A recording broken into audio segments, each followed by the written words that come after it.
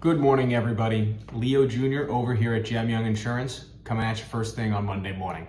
So my clients are always asking me, how do I know if my car is a personal auto or a commercial auto, right? So that's a very complicated question depending on what you do for a living. So the purpose of this video is to give you 3 ways to help know if your car belongs on a personal auto policy or a commercial auto policy.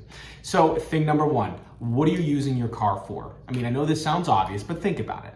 Are you just driving your car around every day, back and forth to work, pleasure, to the grocery store? If that's the case, personal auto all day long, that one's easy. If you're a contractor and you have a F-150, for instance, and you're filling it up with lumber and a couple of your employees or co-workers and going from job site to job site, that's probably commercial auto. Sorry, it's 100% commercial auto. This is the point I want to drive home. When you're hauling goods or people, that's always commercial auto. How it's insured is different. So to recap, that second question, I'm using my truck for transporting materials to a job site. Is that commercial auto? Absolutely. The last thing, livery, right? Are you transporting people every day? Are you a taxi? Then yes, then you are absolutely a commercial auto.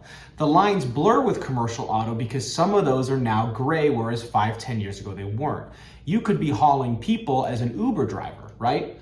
That doesn't necessarily mean you need a commercial auto policy. Many insurance companies today, including 4 or 5 that I represent, will allow you to have a personal auto policy as an Uber driver and then modify that because you're not a commercial auto all the time, just sometimes, right? Again, if you're doing that, you have to get an endorsement. An endorsement is just a change to a policy that allow extra coverage in certain spots. Another good example of a line being blurred between personal and commercial is a real estate agent or traveling salesperson. You're not hauling goods, you're not hauling material or people, so are you commercial auto? And you're using your car for work every day, but you're traveling from job site to job site. The answer to that is yes and no.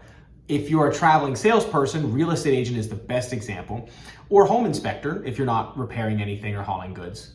Then you can have a personal auto policy and just list that as what's called a business use personal auto.